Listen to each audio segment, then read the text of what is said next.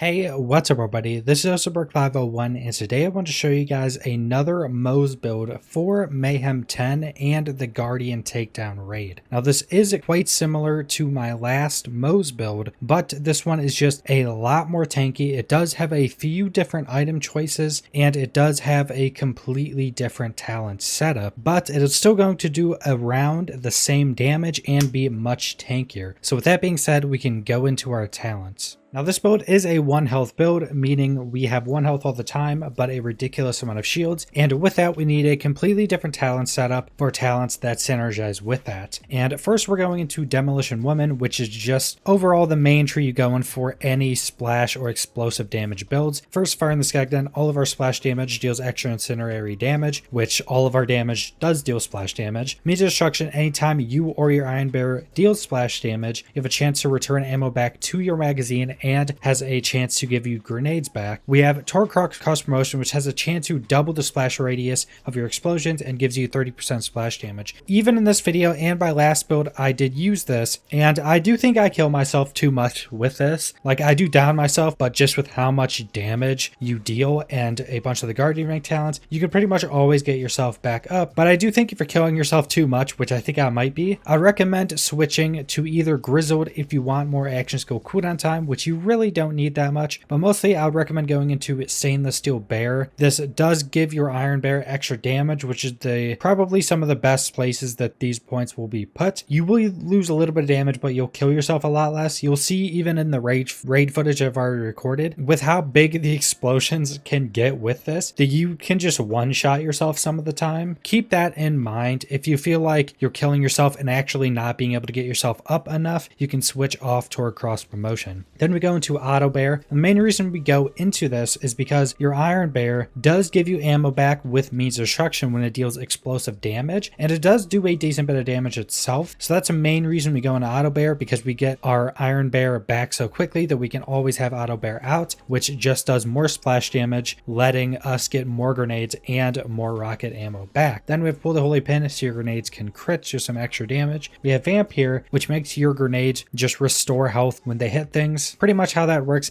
a little bit differently with grenades, or with most grenades, but that's basically how it works. And with this build, even though we're full shields with our class mod, this does heal our shielding, and with a ton of shielding, you know, probably 100k when you're in combat most of the time, this healing percentage is absolutely ridiculous. You'll just get chunked, you know, 20k shielding off one grenade or off one explosion off a grenade. Then we have explosive punctuation, which when you do a splash damage, your extra cooldown rate is briefly increased by 40%, which is massive, which will be up 100% of the time in combat. So just letting you get your Iron Bear and your auto bear back a lot quicker. Then we have Short Fuse. Whenever you deal gun damage, there's a chance for a secondary explosion to happen at that location, which is 75% of your gun damage, which is absolutely ridiculous, especially when you're using rocket launchers, completely building around that and getting millions of damage per hit. A secondary hit that just has a damage reduction of 25% is a massive amount of damage increase. Now for our Iron Bear, we are using the V35 grenade launchers and the lock and speed load, which just makes them shoot a 5-round burst and reload much quicker. Pretty much we just want as many explosions going on at the same time as possible to constantly proc means of destruction. Second tree we're going into is Shield of Retribution. This is where a lot of our tanky elements come from, and a massive damage increase. So armor and infantry gun damage or damage reduction when your shields are active, which is 100% of the time. If your shields aren't active with this build, you are downed or dead. We have shield recharge rate, max shield, and shock damage resistance. Super good, especially with how much shields we are just having on ourselves most of the time. Recharge rate super good. Max shield percentage is an incredibly high increase to the amount of shields we have. Then we have Thin Red Line. This reserves a portion of your health and adds it to your max shields, a 60% of your health. Now with this build, we are using the artifact that already puts us to 1 health. Now this still stacks with Thin Red Line, so it takes this as how much max health you would have. Even if it's just putting you down to 1, this is still going off your max health that you could possibly have without that artifact on. So it gives us a lot of shielding. 1 into Drowning and Brass, mainly get lower in the tree, but it gives us damage, gun damage, stacking up at the cost of fire rate, which isn't too big of a deal with a rocket launcher build. Then we have Experimental Munitions. Whenever you or an Iron Bear deals a critical hit, you deal bonus incendiary damage which will help with your grenades critting and will help with your rocket launchers because the ones we're using can crit and a lot of the legendary ones can crit. Then one of the biggest damage increases of this build are Desperate Measures. Moze's and Iron Bear's gun damage are increased depending on how low their health is. Lower the health, the greater the increase. Now this doesn't really work that well with your Iron Bear, but with you're at 1 health all of the time, which is meaning I'm getting 100% damage increase all of the time, which is ridiculous. Now this is stacked up to 6 because of our class mod. This is just a massive damage increase. Pretty much what makes this build viable, letting you be super tanky with also having very high damage. Last, we're going into Bottomless Mags. Cloud of Lead, every 4 shot doesn't consume ammo and deals extra incendiary damage or bonus incendiary damage. Then to Stoke the Embers, all your incendiary damage is increased by 30%, which as we've gone over with our talents, we deal incendiary damage off all of our damage. Then Redistribution, when we score a critical hit, you gain a percentage of your ammo back. You regen up to 2.5% of your missing health per second with 1 into it, which doesn't seem like a lot, but when you're at 80k plus shielding all of the time, and a lot of the time in combat you're at 100k or 100k shields, regenning 2.5% of that per second is a lot of damage, a lot of healing. That is a pretty good talent to keep, especially for 1 point. With all of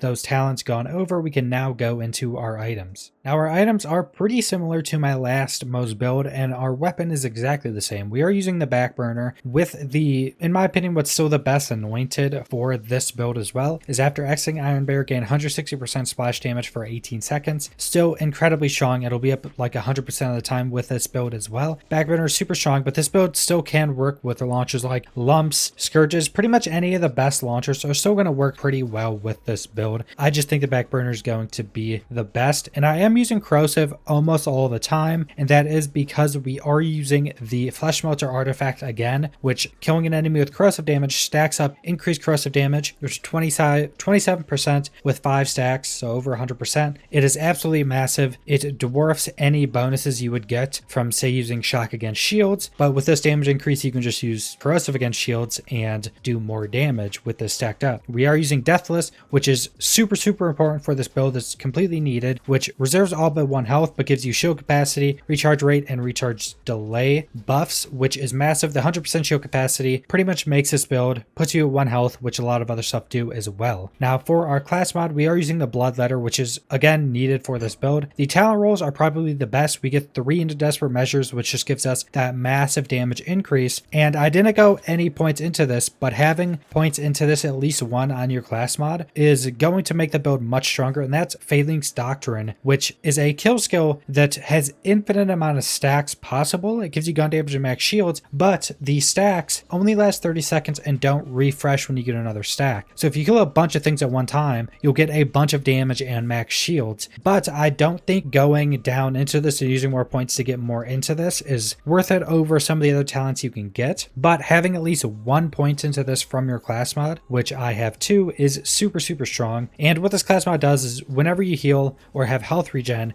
it heals your shields as well. That's pretty much how you're able to survive with this build. I have pretty good rolls on this: splash damage, grenade damage, and weapon magazine size. Weapon magazine size isn't too important with these builds. Honestly, it's kind of useless, so that's not really that great of a roll. Grenade damage is okay, even though grenades aren't a ton of our damage. They're a good chunk, but they're not the main damage of this build. They're mainly for getting ammo back and for healing yourself. Splash damage obviously is incredibly strong for these builds. Also, our secondary rolls on our artifact, weapon reload speed can help sometimes, but I rarely reload with this build, so it's kind of a useless stat. Again, area of effect damage, massive. Melt chance can help with this build. That's basically a chance for you to add corrosive damage over time onto the target, which does help since we're mainly using corrosive, but again, not super strong. My artifact could definitely be rolled better, but it's still pretty well rolled artifact. We're using the Old God again, the enhanced Old God, because it has 20% corrosive damage increase. Then we have elemental damage resistance and a very big capacity. And for the anointeds on your shield and grenade mod, again, you're going to want the on action skill end, you gain elemental damage. Make sure not to stack the 2 elemental damages because they won't work. I'm using shock and corrosive, which are pretty good for most situations. And again, the same thing for pretty much all these explosive Moze builds. The cloning maddening tracker is the best grenade for these builds. They proc means destruction a lot and they proc vampire a lot. So this is pretty much like the main grenade you need for this build to be super strong. strong. And that is pretty much all of my items. Still a bit simple to gear up with this, pretty similar to my last build, but it does play a bit differently because, you know, you're having that shielding, you're a lot tankier, you can play a lot more reckless. But with that, I actually don't have as much leeway to spam out ammo as you do with my last Moze build, because we don't have the extra means of destruction procs, and we don't have some for the road to have that infinite damage after Iron Bear. But it is still a completely viable build, can still do the new raid on Mayhem 10, can do everything on Mayhem 10. So with all that being said, that's the entirety of the build. Subscribe if you want to see more Borderlands 3 content. Leave a like if you liked the video. Leave a comment down below what you guys think about this build, and thanks for watching.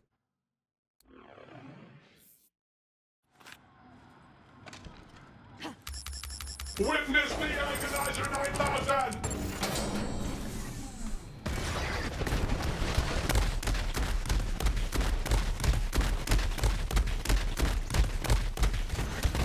Laser!